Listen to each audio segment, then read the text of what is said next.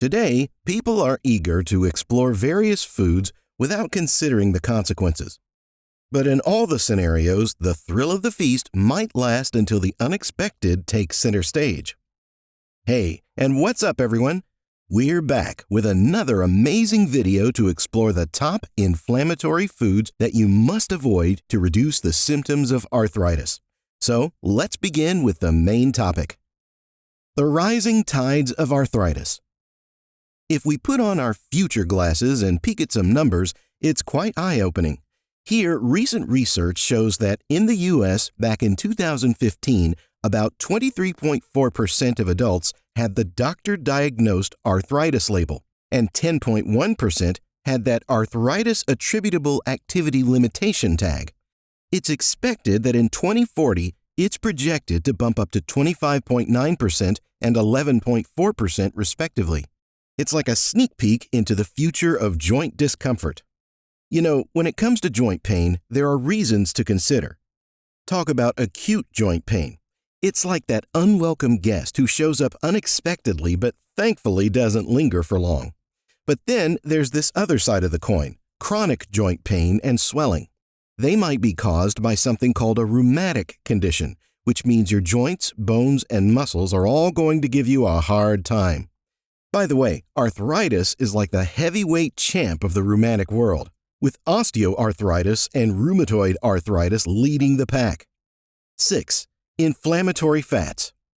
First up, we have omega-6 fatty acids. They are driven by plant sources, and let me be real, they are not inherently harmful. But if you consume excessively, they can contribute to inflammation.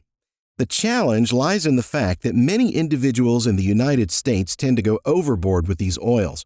So it might be a good idea to moderate your consumption of foods cooked in these oils. Next in line is saturated fats. You'll typically find this type of fat in meats, butter, and cheese. It's crucial to strike a balance with saturated fat intake. Experts suggest that it should ideally make up less than 10% of your daily calorie intake. Lastly, trans fats are the real troublemakers. They can significantly impact cholesterol levels by reducing the good cholesterol and elevating the bad cholesterol, all while boosting inflammation. Fortunately, in 2018, the Food and Drug Administration took a stand by banning trans fats from prepared foods.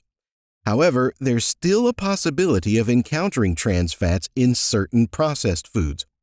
So my friend, be mindful of these fat types and make informed dietary decisions for dealing with your joint pains and inflammation.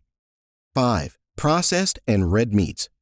You won't believe the connection between red meat, processed meat, and inflammation. You know, it's like a hidden puzzle piece to arthritis symptoms. Some researchers have linked red meat and processed meat to inflammation, and that inflammation could be giving arthritis a real run for its money. It's not wrong to say that if you're a big fan of processed and red meat, there will be a 101% chance of raising the flags of inflammation in your body. Well, in the term of biology, there could be rocking higher levels of markers like interleukin-6, IL-6, C-reactive protein, CRP, and homocysteine. And these two are the inflammation scouts. Flash forward to a 2019 review that dropped a bombshell. Turns out, if you're embracing a plant-based diet that gives red meat the cold shoulder, you might just be onto something good. This review suggested that these diets could lend a helping hand by dialing down those pesky arthritis symptoms. But wait, there's more. In 2022, there's research that is all about the risk of RA, that's rheumatoid arthritis, with processed meats. The researchers found that people who eat processed meat in their daily routine will end up in the RA danger zone. So yeah, it's clear that what's on your plate can play a major role in your body's inflammation levels, and by extension, how your arthritis symptoms play out. 4. Sugar and certain sugar alternatives. The sweet treats come with a hidden twist, and guess what? These refined sugars are the kind that can kickstart inflammation in your body. Mainly, the cytokines are the pioneers that trigger your body in a bit of commotion. Nowadays, these sugars come in front of you with different names, i.e. corn syrup, fructose, sucrose, and maltose. They're all part of the sugar squad. So let's say you're thinking of cutting back on regular sugar. Well, that might lead you to the land of sugar alternatives, where sweet aspartame and suave sucralose take the spotlight. They're like the backup players for your sweet tooth when it starts calling the shots. But here's the twist. Some people's bodies are a bit touchy when it comes to these substitutes. It's like they're having little symptoms of joint pains of their own. You'll find these sugar alternatives hanging out in diet sodas, chewing gum, sugar-free candy, and even low-fat sugar and pudding. Let's take your sugar consideration level high to keep you safe from future disasters. 3. Nightshades. You know, nightshades are a group of vegetables that have this compound called solanine hanging around.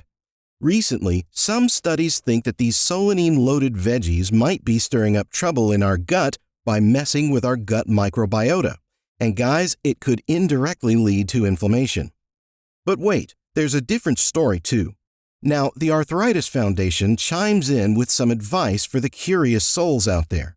If you're suspecting that nightshade might be messing with your symptoms, they propose a little experiment. Here's the plan. Kick those nightshades out of your diet for a couple of weeks. Then, like a detective on a mission, reintroduce them one at a time. In this way, you can see if any of these veggies are causing a stir. So mind it, guys, nightshades include these vegetables: tomatoes, bell peppers, chili peppers, eggplants, and potatoes. They're like the vegetable lineup of a secret agent club. Undoubtedly, the mystery of nightshades and arthritis continues, but yes, it's all about finding what works for you and your body. 2. Gluten-containing foods.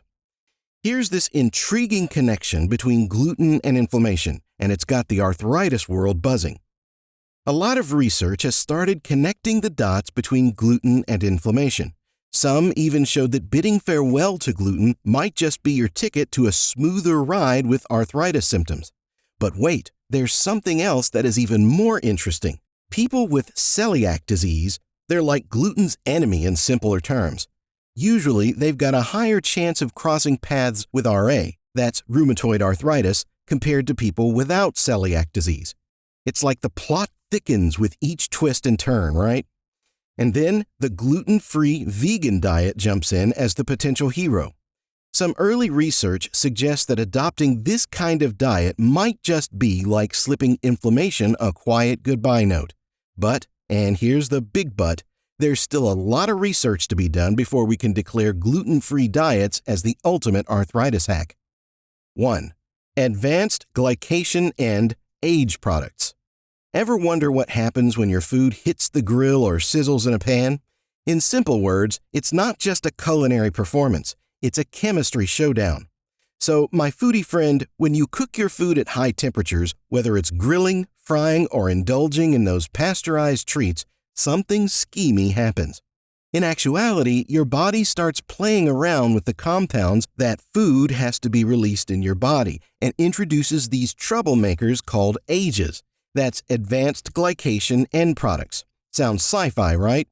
These AGEs are like little toxins that are born during cooking extravaganzas. And, well, they're not exactly your body's favorite guests.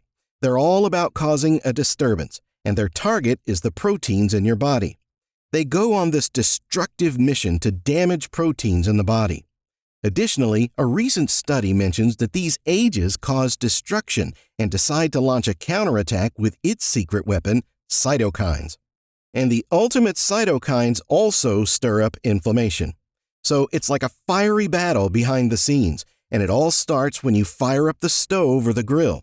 Now, who would have thought that cooking up a meal could lead to such a surprising twist? Alright guys, that's a wrap of this video. Please don't forget to hit that like, share, and subscribe button to stay connected with us. Until then, goodbye.